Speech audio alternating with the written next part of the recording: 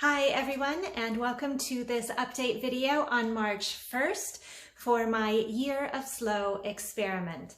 So for those of you who tuned in for my first video, you know that I decided around Christmas time over the turn of the year that I really wanted to spend some time investigating the concept of intentional rest, meaning just taking time to actually slow down and rest in a way that is fulfilling and beneficial, actually restful, instead of just mindlessly flicking through videos or something.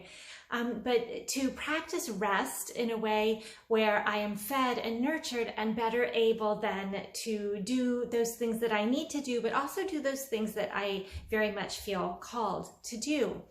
I decided to spend a year doing this with a new challenge each month, and I invited people to come along with me. Several of you have taken me up on this and are walking along with me, and I really appreciate that. I so appreciate all the feedback that I've gotten, the comments, and the experiences that people have shared.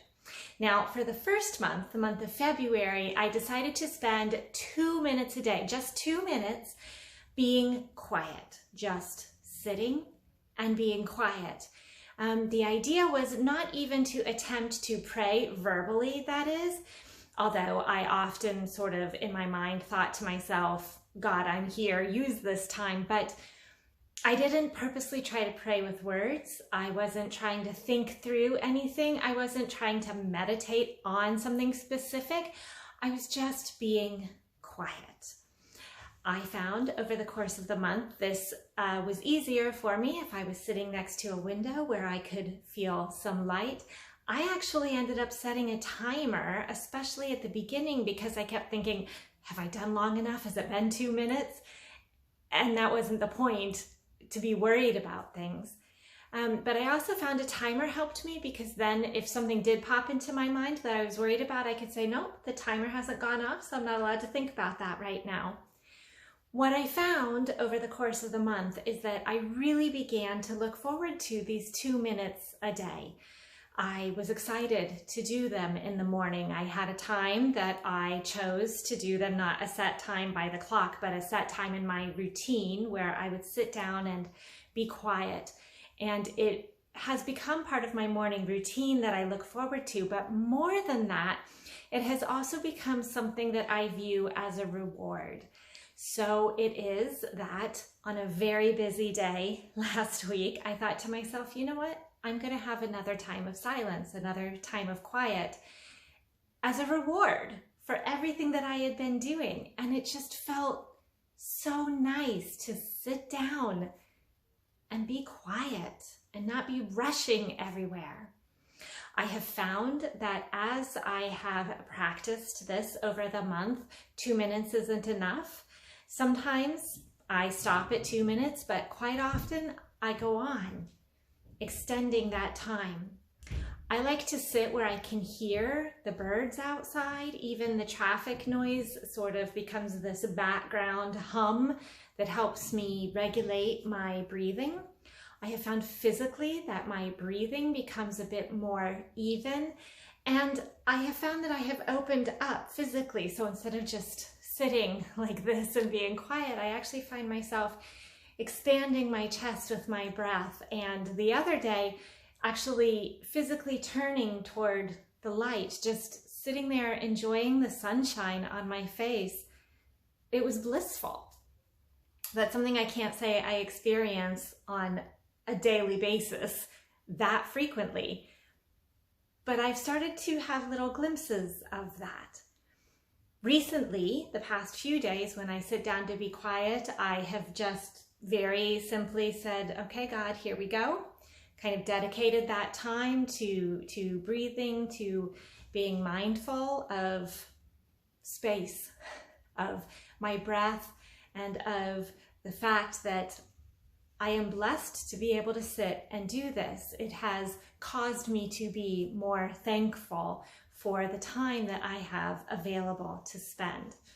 So that has been my experience with my 2 minutes a day. I've heard from many of you about the strange and wonderful things that have popped into your mind as a result of these 2 minutes, songs that you haven't thought of in a long time, or sudden understanding of a problem that you weren't even attempting to think through, but in those quiet moments, the dam breaks and you've got it, you've got the solution. I'm so glad this has been beneficial. Today is March 1st, and while I'm going to continue keeping quiet each day, hopefully for a period of 2 minutes, if not more, I have a new challenge that I'm going to try for this month. I got this idea after reading an article on the BBC website. And this article is written about a tradition or a practice in Sweden, or at least in some parts of Sweden, and it is called, I'm sure I'm pronouncing this incorrectly, so I do apologize. The practice is called Lillurdag, and I guess it means Little Saturday. And as this article explained this practice, it was talking about taking time on a Wednesday evening and having a little Saturday.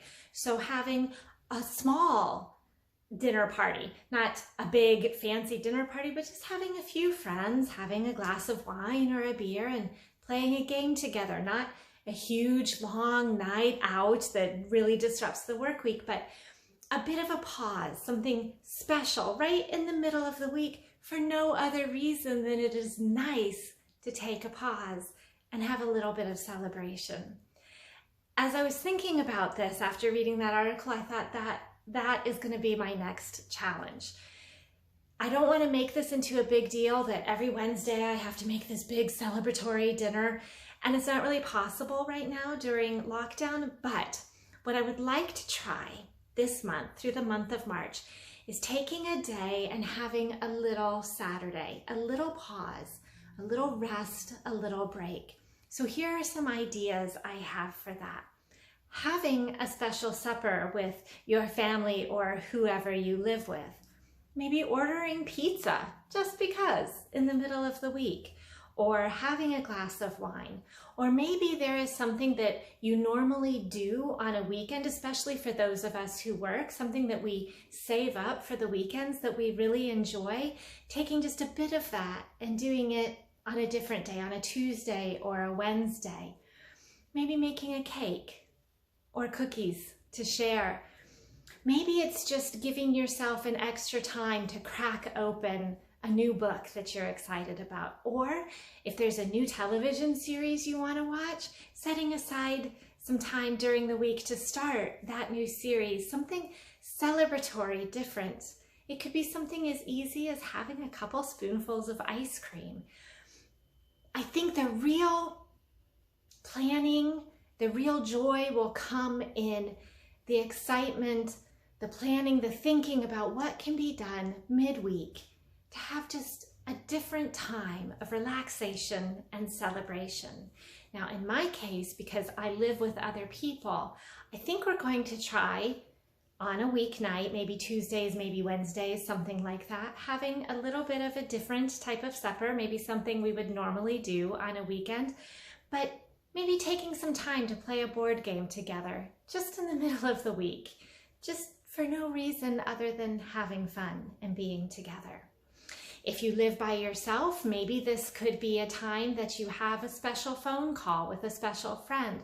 Or, like I said, that you have a little bit of ice cream and you watch that show you've been looking forward to.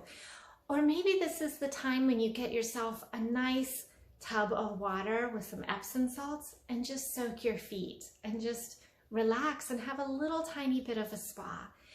But something midweek that is evocative of weekend, of rest, of relaxation, and also of celebration, whatever that means to you. To incorporate that into a midweek time period. It doesn't have to take hours and hours, it could just be a little short bit of time, but something special. And putting the planning into it, taking the time to make a meal that you really like instead of just getting together something to eat. Taking the time to think about that book or that craft that you really like to do, but you always wait until I have time to do it. Make the time to do it. just on a weekday for no reason. I'm hoping that by doing this, it will help us pay attention to those things that deserve celebration. It will help us to think more creatively about the ways we spend our rest and work time so that we can understand that the point is in life to come to a practice of rhythm rather than work, and then dropping from exhaustion. Maybe this is the time to sit down and write a letter, do some sewing,